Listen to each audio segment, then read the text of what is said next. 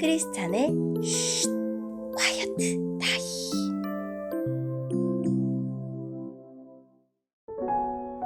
샬롬, 크리스찬 성도님들 반갑습니다. 오늘의 본문은 다니엘 3장 1절부터 18절까지의 말씀입니다. 본문의 제목은 그렇게 되지 않더라도 입니다. 본문을 읽기 전에 어떤 내용인지 요약본을 먼저 읽어 드릴게요. 느부갓네살이 금 신상을 만들어 모든 백성에게 절하라고 명령합니다. 다니엘의 세 친구는 죽음의 위협에 굴복하지 않고 절하기를 거부합니다. 오늘의 본문 1절입니다. 느부갓네살 왕이 금으로 신상을 만들어 바벨론 지방의 두라 평지에 세웠습니다. 그 신상은 높이가 60규빗, 넓이가 6규빗가량이었습니다.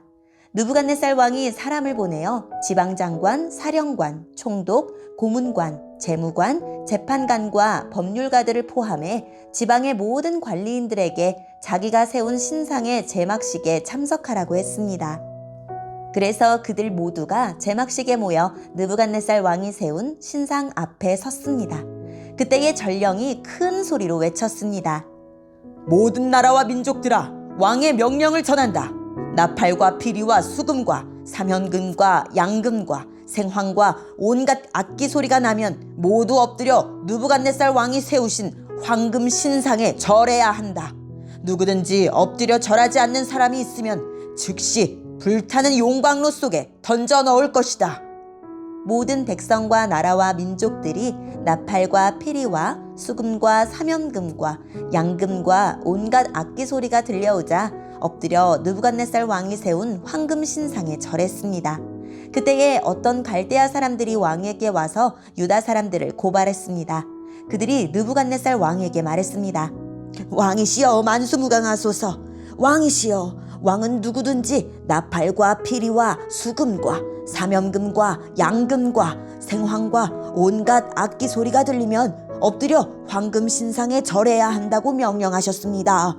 그리고 엎드려 절하지 않는 사람은 누구나 즉시 불타는 용광로에 던져질 것이라고 하셨습니다. 왕께서 바빌론 지방을 다스리도록 임명한 유다인들이 있습니다. 그들은 사드락, 메삭, 아벳느고입니다. 그런데 왕이시여, 이 사람들이 왕이 명한 것을 따르지 않습니다.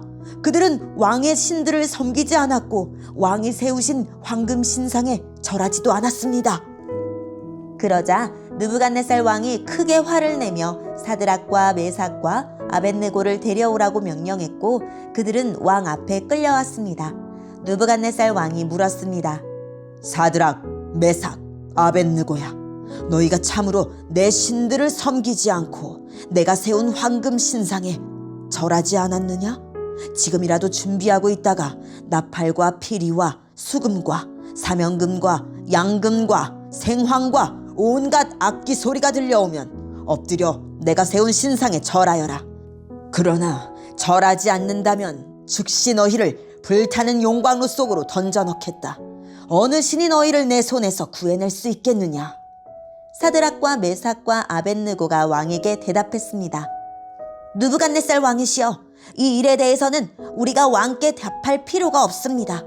만약 우리가 용광로 속에 던져진다 하더라도 우리가 섬기는 하나님께서 우리를 불타는 용광로와 왕의 손에서 구해내실 것입니다. 왕이시여, 하나님께서 우리를 구해주지 않으셔도 우리는 왕의 신들을 섬기지 않을 것이며 왕이 세운 황금 신상에도 절하지 않을 것이니 그리 알아주십시오. 아멘. 오늘의 본문을 통해 이해할 수 있는 부분은 무엇일까요? 높은 지위를 얻은 다니엘과 친구들에게 곧 신앙의 위기가 닥칩니다. 느부갓네살 왕이 높이 28m, 너비 3m의 거대한 금신상을 만들어 바빌론 두라 평지에 세우고 모든 관리들을 신상의 제막식에 참석하도록 합니다. 그리고 바빌론에 사는 모든 사람에게 금신상에 절하도록 명령을 내리고 절하지 않는 사람을 화형에 처한다고 공포합니다. 모두가 신상에 절했지만 유다 사람들은 절하지 않았고 일부 점성가들이 다니엘의 세 친구를 왕에게 고발합니다. 왕은 이들을 불러 신문하면서 지금이라도 신상에 절하면 용서하겠다고 긍휼을 베풉니다.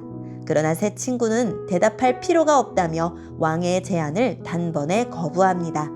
그들은 하나님이 그들을 구하실 것을 확신했지만 비록 그렇게 되지 않더라도 왕이 세운 금신상에게 절하지 않겠다고 결심합니다.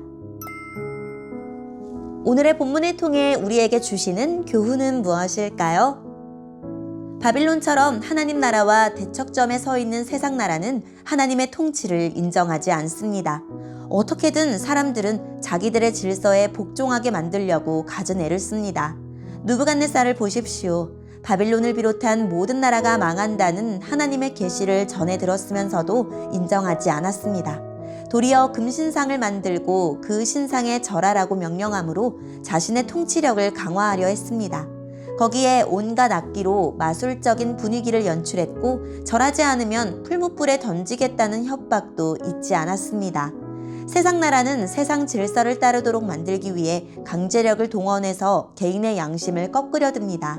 또는 종교적 혹은 문화적 수단을 동원해서 마음을 현혹합니다. 세상 나라가 지금 어떤 모습으로 우리의 양심을 억압하고 가치관을 바꾸려 드는지 간파해야 합니다.